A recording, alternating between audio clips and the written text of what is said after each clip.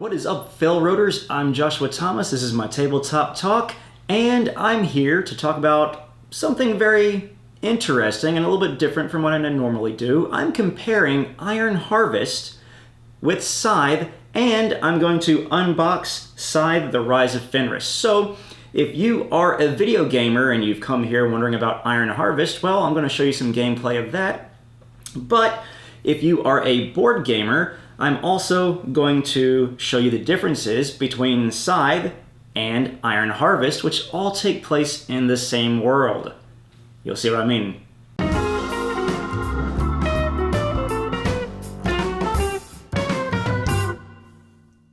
For board gamers, Scythe is very well known, and for video gamers, you may not even know that it exists unless you read some little blurbs in the Iron Harvest Kickstarter or on the website that said, hey, Scythe takes place in the same world, but it's a completely different game. So here we are. We've got our factions that you're going to see in the game Iron Harvest represented here in the board game.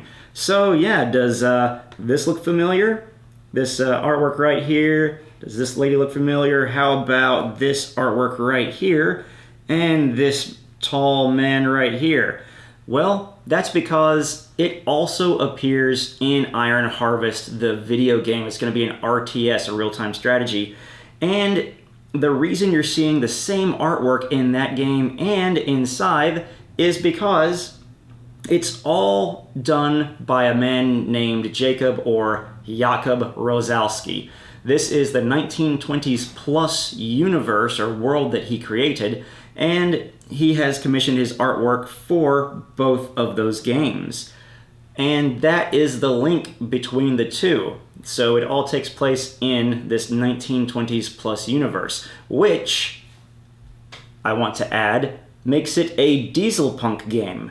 A lot of people have been saying it's a steampunk game, but that's a mistake. You see, the difference between steampunk and steampunk is more Victorian era, 19th century with more steam technology, and Dieselpunk is more post-World War I all the way up to 1950s era. So you can see by the artwork and the technology here that this is definitely a Dieselpunk game.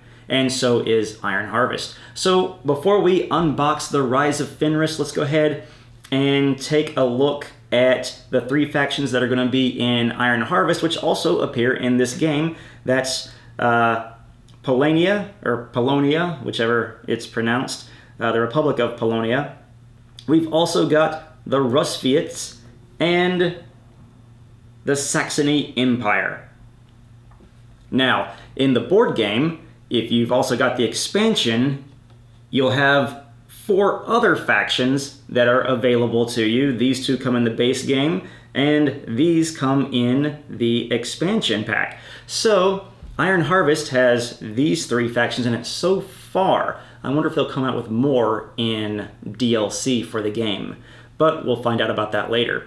Now, for those of you board gamers who are still itching and wondering about this new video game that takes place in the same world, well, here it is. It's Iron Harvest. The footage that you're looking at comes from Pixelated Apollo. I watched several of his videos, and he seems to have very good knowledge, more so than the other video creators on Iron Harvest. He seems to know each of the different units very well, and understands the strategies and how to use them, such as how the infantry works versus the mechs. But looking at the Iron Harvest, this is an alpha.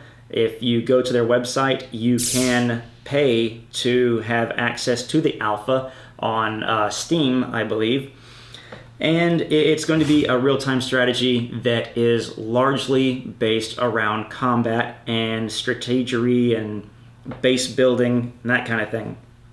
And if you look there, you're going to see multiple different units that you can take around the battlefield. Right now, since it's in alpha, the Saxony Empire and the Republic of Polonia are mixed up as far as the units that you can build. So if you do get the alpha version, it is a mixture of Saxony and Polonia. You'll see the different mechs.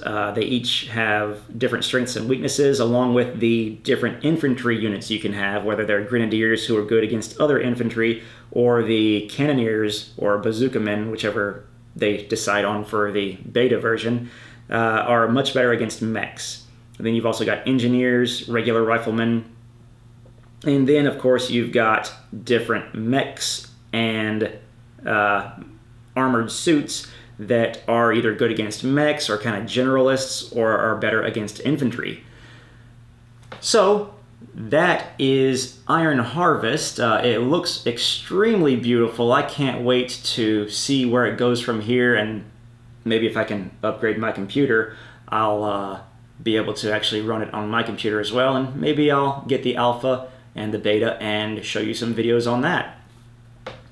But now let's talk about Scythe. For those of you who came here looking for Iron Harvest and are wondering, can I get this Scythe board game and quench my thirst for this 1920s plus universe? Maybe. Because Iron Harvest is based completely on combat and combat strategy.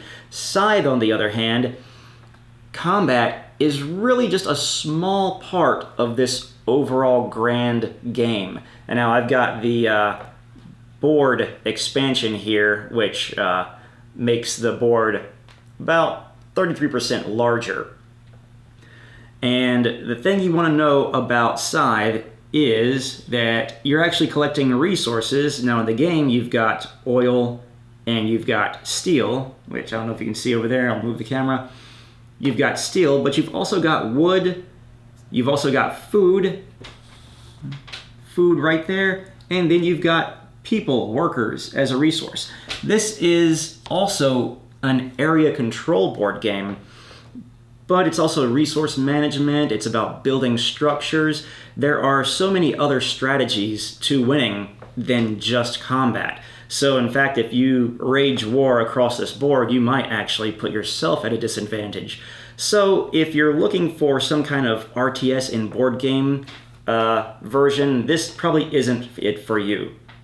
Now for what you board gamers have all been waiting for, here we go with the Rise of Fenris, the Rise of Fenris unboxing, and I'll go ahead and say that this is spoiler free, so you're not going to have to worry about me opening any of the boxes that can optionally be left closed.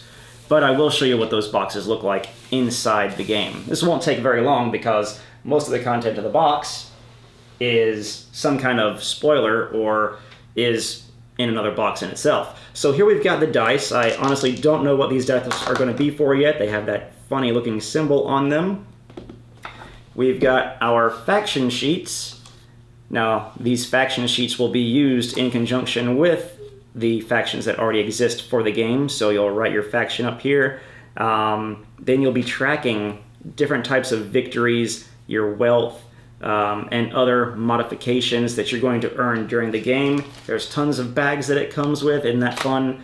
Then there is the campaign book in the rule book. There it is. I'll open it to the first page. There's no spoilers on that. There's going to be a lot of stuff incorporated in this book. It's got the storyline, and it's got all the rules that are going to change the way the game plays. And then there's modules as well in the back of the book. They don't spoil anything, but they do require you to open certain things. Here's another one of those sheets they give you where you can write down achievements. Kind of silly, but maybe you do enjoy that aspect. Now, I'm going to show you the first punch board. There are 6 total, and it tells you not to look through these if you don't want to see spoilers, but I'll show you the first one, which may kind of spoil a little thing for you. So we've got these tokens up here. We've got these faction abilities with coin values on them. Not exactly sure what that has on it. And then we have the peace tracker, which is different from the normal achievement tracker. And, oh boy, I'm looking at the back. I'm seeing things I shouldn't see. You can't see them, but I can. I've just spoiled some things for me. I'm going to put this down. Here we go. Now I'm going to show you what the inside of the box looks like. There are 5 boxes within the original box. You'll see there's 2 very large ones. Something tells me they contain factions because it looks like there's symbols on them. And then there's these 3 smaller boxes which have some beautiful artwork on them. And it looks like the artwork probably pertains to what might be inside. Now, I'll go ahead and say this as my closing. Upon investigating the box further, you may find some hidden components which I don't know are mentioned in the rulebook or not. So, I haven't tried to spoil any of the storyline for myself. I've only looked at the rules for the first part of the campaign. Well, that is Scythe, the Rise of Fenris unboxing, and a look between Scythe and the differences in Iron Harvest with the video game and the board game.